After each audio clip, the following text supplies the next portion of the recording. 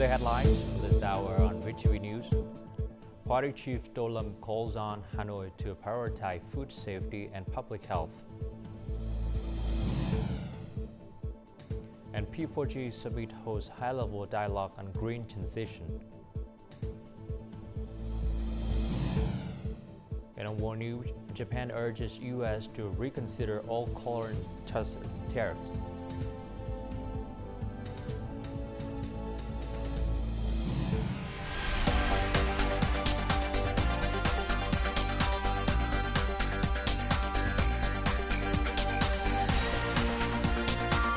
Broadcasting from Hanoi, the capital of Vietnam.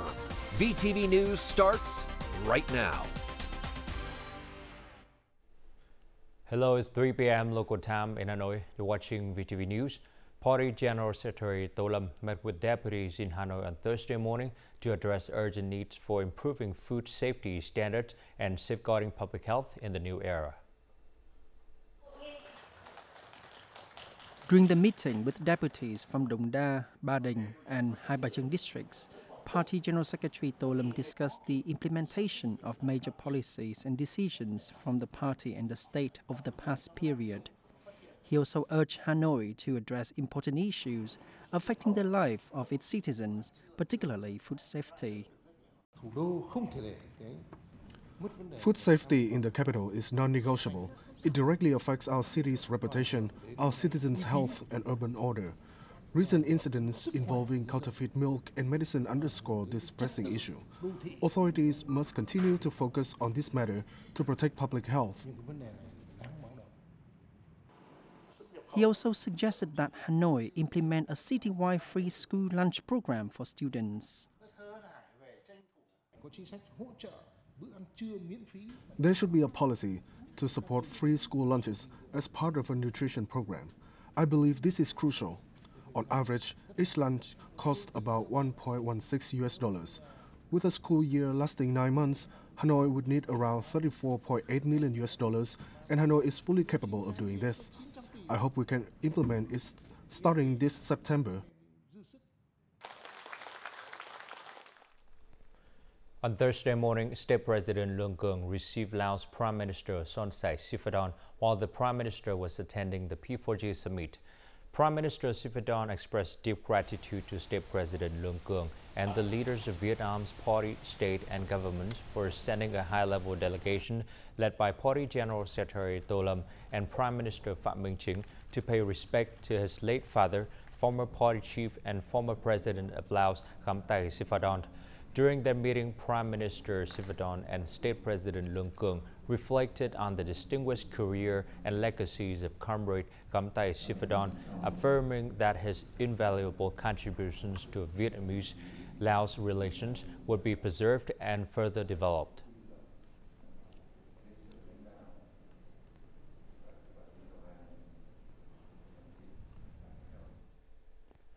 During a meeting with the Vice President of the Asian Development Bank ADB at the P4G summit, Prime Minister Pham Minh Chinh expressed deep appreciation for ADB contributions to Vietnam's socio-economic development. The Prime Minister outlined Vietnam's 3 strategic breakthroughs in infrastructure, transportation projects, including the North-South Expressway, North-South High-Speed Railway, urban railways, and Vietnam-Laos railway connections, energy infrastructure, including nuclear power plant and renewable energy projects, and development in science, technology, innovation, digital infrastructure, healthcare, and education. He requested ADB continue financial support aligned with Vietnam's development goals, particularly for transformative projects, and asked for close coordination with Vietnamese agencies to resolve obstacles in cooperative ventures. The 4th Partnership for Green Growth and Global Goals 2030 P4G Summit convened on the morning of April 17th, featuring the theme Sustainable and People-Centered Green Transitions and ministerial-level discussions on key green transition issues. P4G currently comprises 9 member countries and 5 partner organizations, drawing 1,000 delegates from 40 countries and international organizations. The 4th summit marks a significant milestone and signals for strong momentum for P4G future development. More updates to follow. Green technology is a key driver of innovation. The technology discussion focused on three main topics: using AI to reduce emissions and optimize resources, overcoming technical barriers, and enhancing data sharing and public-private cooperation to maximize the application of technology in the green transition. In the agricultural sector, keeping pace with the Green Revolution 4.0 and transforming the food system for a sustainable era requires close coordination among regulatory agencies, international organizations, and the private sector.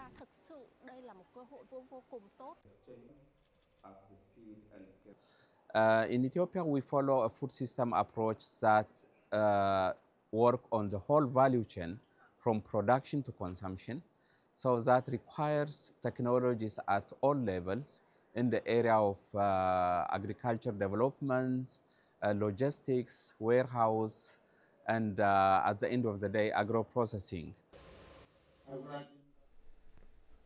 The Vietnamese embassies in France conducted a working visit to little and major economic, scientific, and industrial centers in the Hauts-de-France region. The visit aims to strengthen France-Vietnam cooperation, particularly in economic development and innovation. Focusing on France's key strengths and investment opportunities, the delegation conducted in-depth meetings with major regional agencies and corporations. Together with high-ranking officials, they discussed strengthening bilateral cooperation at the Hauts-de-France regional headquarters, covering energy transition, logistics infrastructure, innovation, human resource training, and technology transfer. We see strong prospects for new partnerships, especially amid current global complexities. These efforts are crucial to stabilizing our economy and reinforcing Vietnam's external economic relations. Beyond institutional meetings, the delegation also engaged with startups and innovation-focused businesses to explore support models, digital transformation, and cross-border tech collaboration. We have built a strong and diverse bilateral partnership. There's still much to expand, and this will be part of President Emmanuel Macron's upcoming visit to Vietnam next month. The visit reinforced the embassy's efforts to connect dynamic French regions with Vietnamese cities and businesses, advancing bilateral economic goals in the new development phase. The State Bank of Vietnam has officially launched a $4.5 billion credit package for the agriculture, forestry, and fishery sectors to support productions and reduce capital costs. This initiative comes as the agriculture sector faces significant pressure from export markets, raw material prices, and natural disasters. The new credit program builds upon and expands its predecessors, which previously focused on forestry and fishery, to now encompass all productions and business activities across these sectors. Eligible borrowers must have valid productions and business projects and plans. The program will be implemented by at least 15 commercial banks, ensuring transparent lending criteria and interest rate in accordance with program commitments. For many producers, earning OCOP stars mark a proud milestone. However, maintaining that ratings or advancing to a higher tier proved far more challenging. Behind the star lies a demanding mix of complex paperwork, mounting costs, and strict procedures that many businesses struggle to complete. The OCOP program now imposes stricter requirements for upgrading from 4-star to 5-star status. Products must meet export standards, secure international certifications, submit extensive documentation, and demonstrate the capacity for large-scale production. However, most OCOP producers currently lack the necessary training and resources to keep up. Upgrading to a 5-star OCOP product requires hiring consultants and evaluation experts. It's costly, and that discourages many OCOP businesses from pursuing it. Under current regulations, OCOP products undergo mandatory re-evaluation every 3 years. Producers have no choice but to submit their products for retesting. Since most OCOP businesses are small and medium-sized enterprises with limited resources, even maintaining an existing OCOP rating poses a significant challenge without proper financial support. I have experience preparing and writing application dossiers, so I'm used to it. But handling complex documents is challenging for many businesses.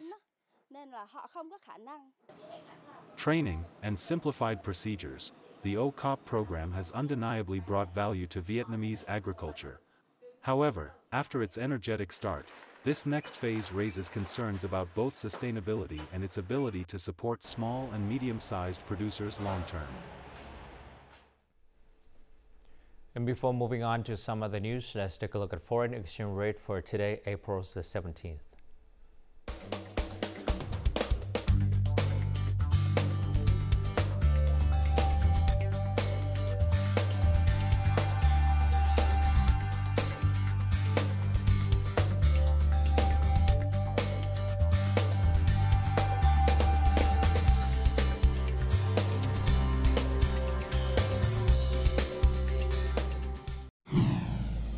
Coming up next on VTV News, Vietnam's largest submarine cable system begins operation.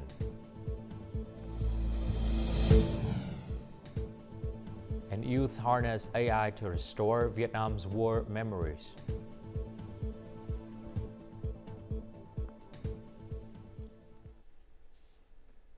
After a rapid 2-year construction, Tân Sơn Nhất International Airport's Terminal 3 is ready to receive its first flight on Thursday.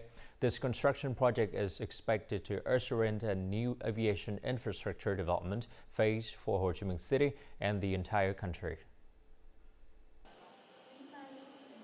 Spanning over 112,500 square meters, Terminal 3 features a basement level and 4 above-ground floors, 90 traditional check-in counters, 20 self-baggage drop counters, 42 check-in kiosks, 27 boarding gates, and 25 security screening gates. Ahead of the operational launch, hundreds of engineers and workers are still busily inspecting and testing systems such as passenger boarding bridges, baggage carousels, and screening equipment. All efforts are to ensure a seamless and safe operation.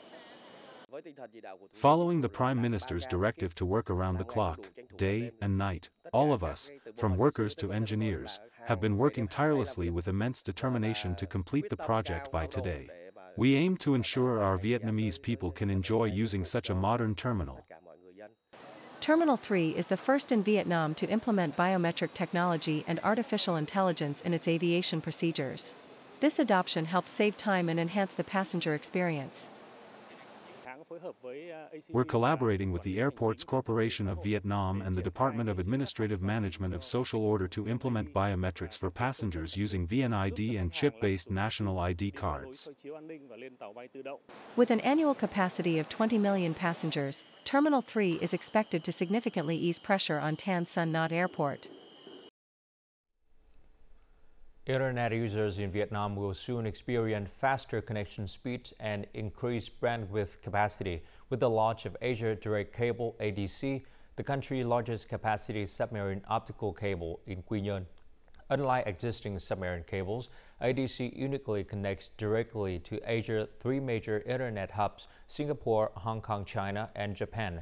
This direct connectivity will substantially boost Vietnam's international connections capacity. As Vietnam's fastest optical cable system to date, ADC will support bandwidth-intensive services like AI and 5G. 85 projects nationwide will commence and be inaugurated simultaneously to mark 50th anniversary of the Liberation of the South and National Reunification Day. These initiatives comprise national key projects and major undertakings by ministries, branches, and local authorities. The Ministry of Construction leads and coordinates with the government office, ministries, branches, and local authorities to review the projects and ensuring they meet all requirements for inauguration, commencement, technical operations, and completion.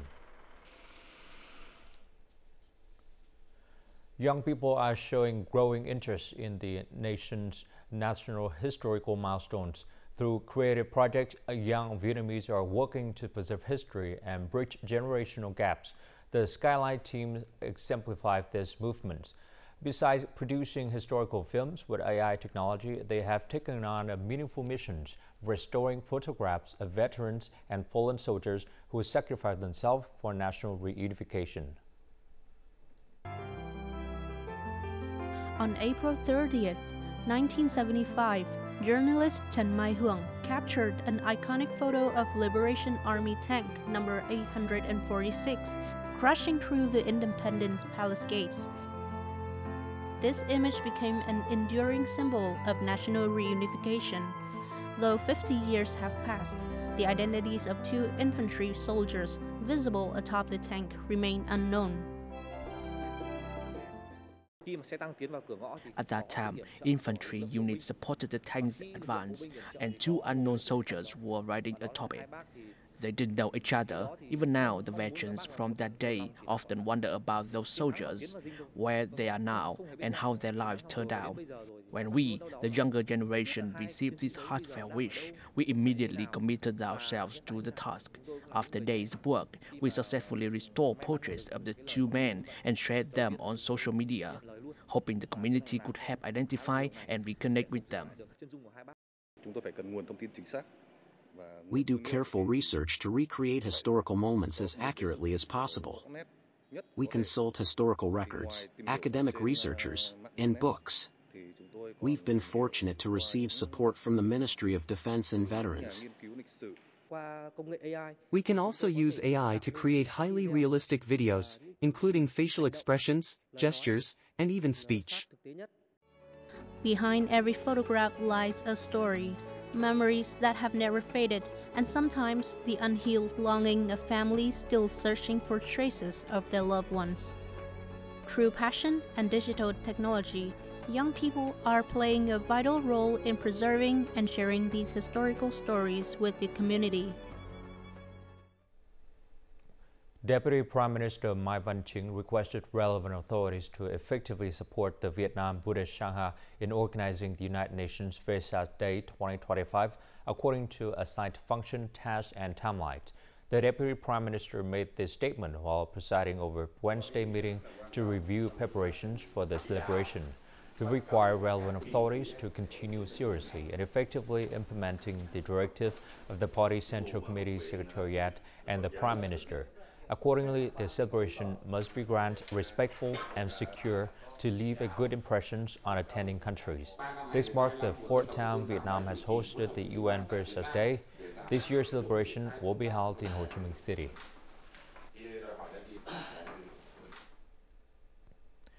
In Dong Thap Province, Cham Chim National Park has made preparation to receive 6 red-crowned cranes from Thailand. The red-crowned crane, listed as a rare species in the International Union for Conservation of Nature Red List of Threatened Species, was once a symbol of the region. More on this in the following story. Following a semi-wild model, crane enclosures have been built with carefully recreated natural vegetation, water sources, and habitats. Our teams have carefully removed all waste materials, including nails, scrap metal, and sharp objects that could harm the cranes. Using both metal detectors and manual collection methods, we ensure complete safety. A remote camera monitoring system has been installed. Staff will receive training in Thailand on international standards for crane care, first aid, and medical treatment. The park has also secured imported food from Thailand that matches the crane's natural diet. This current process is only temporary, as it marks the initial stage. Throughout the care period, we'll continue to learn from experience, with experts providing guidance and feedback. Based on practical needs and experts' recommendations, the procedures will be gradually adjusted. The current protocol has already received feedback from relevant departments and experts.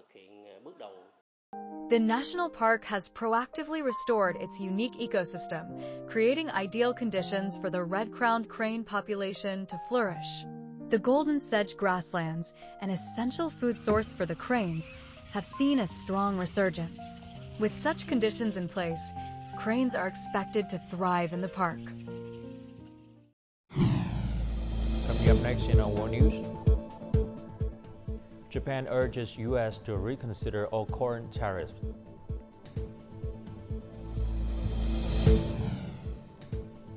And U.S. stocks drop as NVIDIA slides.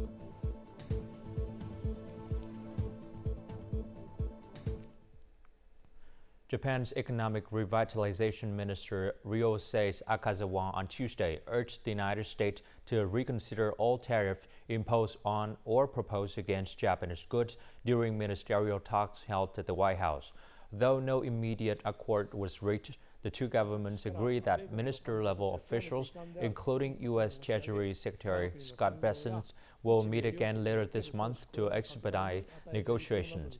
In a surprise move, U.S. President Donald Trump joined the Japanese delegation for part of the talks, describing the discussions as having made great progress. Japan was among the first countries to officially initiate negotiation with the United States on tariff-related issues. Japanese Prime Minister Shigeru Ishiba is expected to visit the United States for a direct negotiation with U.S. President Donald Trump at a mutually convenient time. The U.S. stock market closed in negative territory during Wednesday trading sessions, following a series of developments that rattles investor sentiment.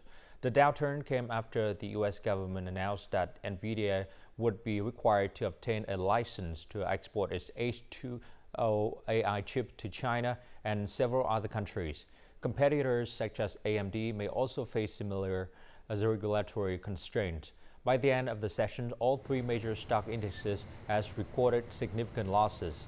The Nasdaq, which is heavily weighted with technology stocks, dropped more than 3% in value. Shares of leading semiconductor companies saw sharp sell-offs. NVIDIA estimated that the new export restrictions could cost the company up to $5.5 billion US. Adding to the pressure, Federal Reserve Chairman Jerome Powell warned that higher than expected tariff could lead to elevated inflation and a slowdown in U.S. economic growth, further spooking market and accelerating the sell-off. In a potential landmark discovery, scientists using the James Webb Space Telescope have detected the strongest evidence yet of possible life beyond our solar system. They found chemical signature in an alien planet's atmosphere that on Earth are produced only through biological processes. While this suggests the planet may be teeming with microbial life, researchers emphasize they have not discovered actual living organisms. Instead, they have identified a possible biosignature, an indicator of biological processes. The findings require cautious interpretations and further observations.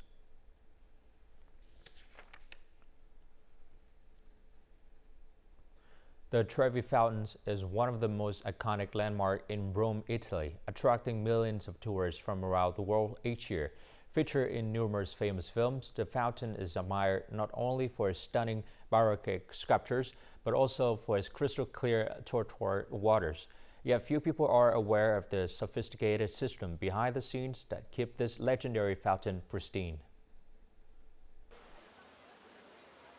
Tourists gather around the Trevi Fountain to marvel at the grandeur of the statues, especially the majestic figure of Oceanus and the fountain's shimmering waters. But hidden from view, just behind the central statue, are two large windows. These belong to a control room that's located in an underground space where Italy's water utility company, ACEA, manages the water system of the Trevi Fountain. The entrance to this area is discreetly tucked away on a nearby street. Until the early 1950s, the water in the Trevi Fountain flowed directly from the ancient Roman aqueduct, the Aqua Virgo. Then people realized that conserving water was important, and the first water recirculation pumps were installed. Two electric pumps continuously recycle 126 liters of water per second, keeping the fountain flowing non-stop. Before the water is reused, it passes through a specialized filtration system that removes minerals and impurities, essential for preserving the marble and maintaining water clarity. We have a complex water treatment setup. First, a softener removes lump scale, then a reverse osmosis system eliminates all mineral salts, leaving the water crystal clear. The system uses sensors and algorithms to monitor water pressure and adjust flow automatically. When high temperatures cause more water to evaporate, the system draws additional water from the VTVgo aqueduct and continues the filtration cycle seamlessly. The amount of water circulating remains practically constant because it's a closed-loop system. The basin water level is continuously monitored. When abrasion occurs, the system automatically replenishes the supply from the aqueduct and restarts the circle. Back at the surface, the Trevi fountain remains a timeless attraction. Tourists toss coins and take photos, unaware of the hidden vaults, centuries-old lead pipes, and modern technology silently operating beneath their feet. This invisible, yet vital, system keeps this cultural treasure flowing.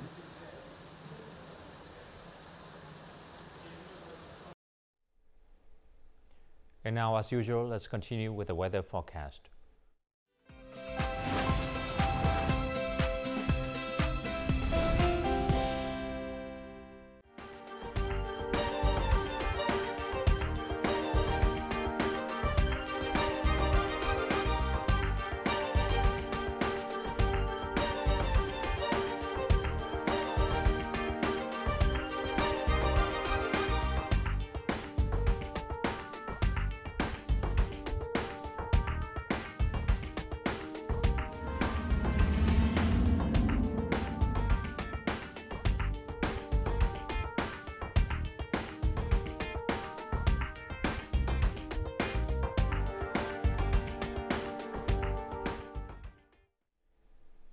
And that's all the news for today. To rewatch our program, you can log on to VTVgo.vn or download our mobile application VTVgo.